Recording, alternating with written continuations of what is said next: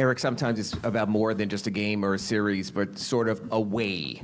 And the way the season went with the close games, the play-in game till the fourth quarter, the first round, can you just sort of, is it possible to encapsulate the run that has delivered you to the NBA Finals? I'll get to that. Let me first say this about Boston. I mentioned it out there to Ernie, but we tip our hat to the Celtics organization. They are first class. Pat feels a certain way about Boston, so I make sure that everybody feels a certain way about Boston. That's part of my job as the caretaker. With that said, there's great respect for them as competitors, and they are first class. You look across the way, just in terms of their ownership group, and Brad and Joe and his coaching staff, they're good people, and they're a class organization. And what happened last year, obviously was on our mind, and it drove us this year. And that's what you always hope for competition, that it can drive you to a higher level. And I think that's what you saw in this series this year, to be able to have to overcome a lot of stuff. And in terms of answering your question,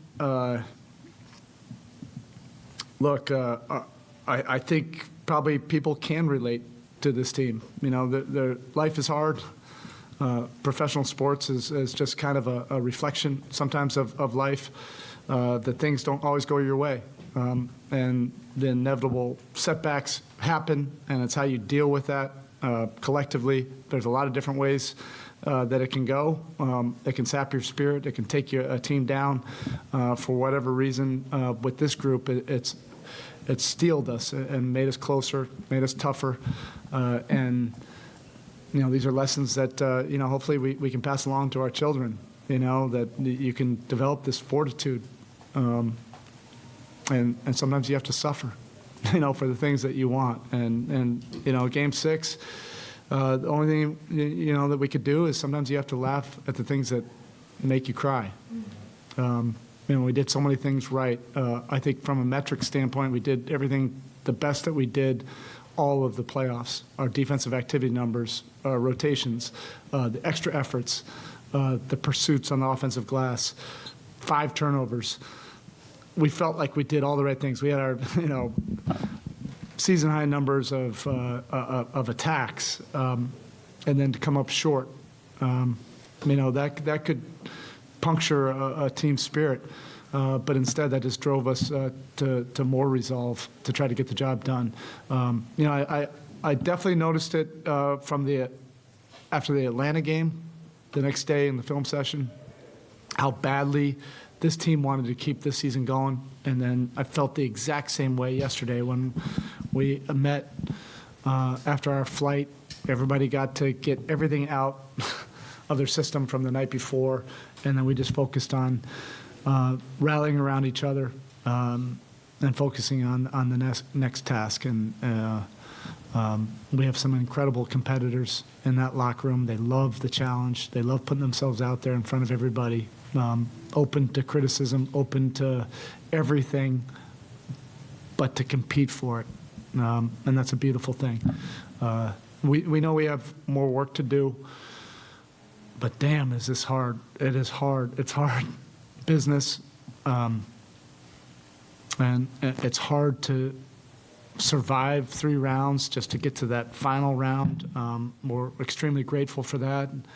We're not even going to think about this next round until we get to Denver. And I wanted everybody to acknowledge just how difficult it is, and to enjoy this moment. It's the longer you're around in this business, you realize the harder and harder it is to do something like this. It's a special group. So we'll definitely take this, and it's poetic justice, to be able to get it on this court, tough environment. We'll celebrate a little bit tonight on that plane to Denver, and then we'll get on to that next challenge. Caleb came very, very close to winning the conference finals MVP, just a couple of votes. Just to put it simply, what did he mean, especially his offense, mean to you in the series? It's been amazing. If you're a real competitor and it's in your soul, and that's what Caleb is, He's a competitor. Every bit the competitor that, you talk about with Jimmy or Bam or, whatever.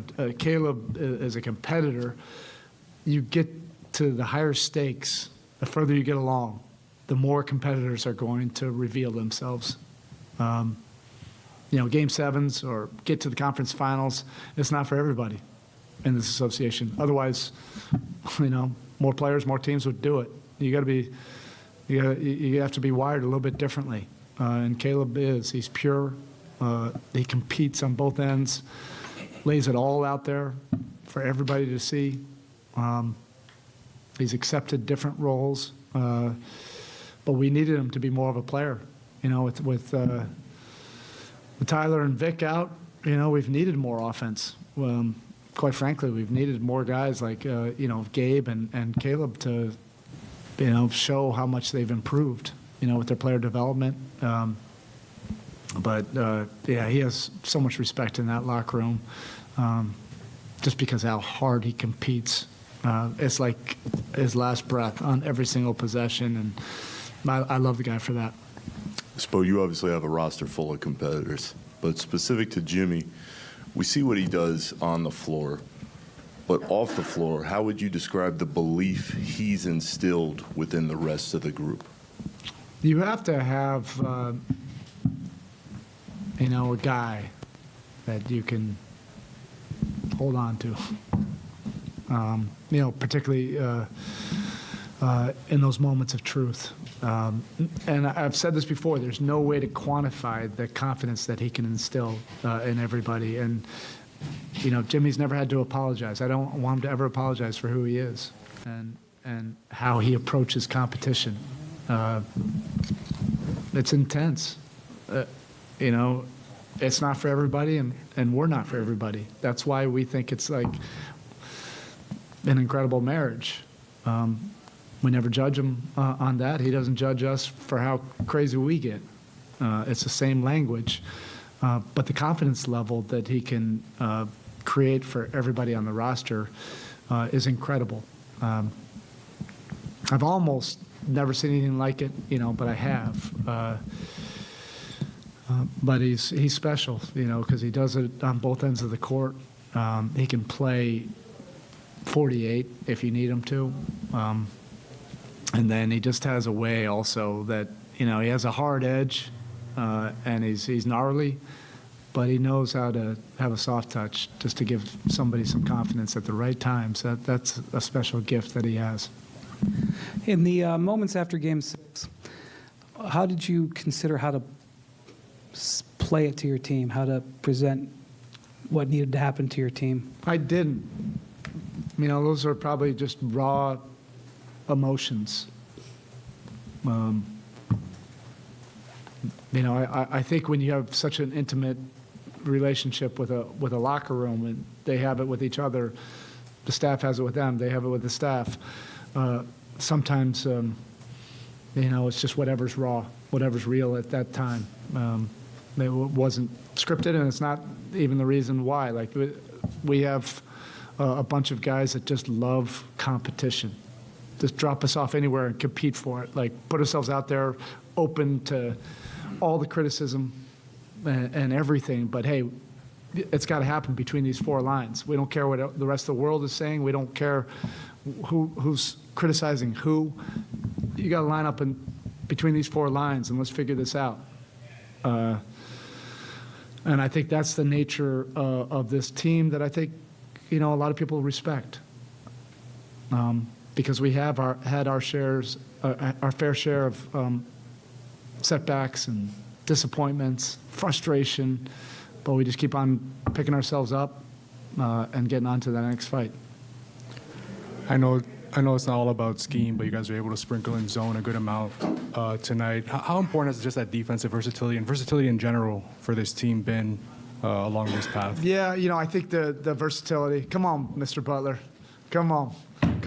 The versatility and toughness and guys like this that drive it, if your best players aren't defenders, it's hard to create a good defense. We have Jimmy Butler and Bam Adebayo. They care about defending and doing the tough things, it's pretty easy to figure out the rest of the stuff. And schematics are not it. It's committing to doing tough things. All right, appreciate y'all.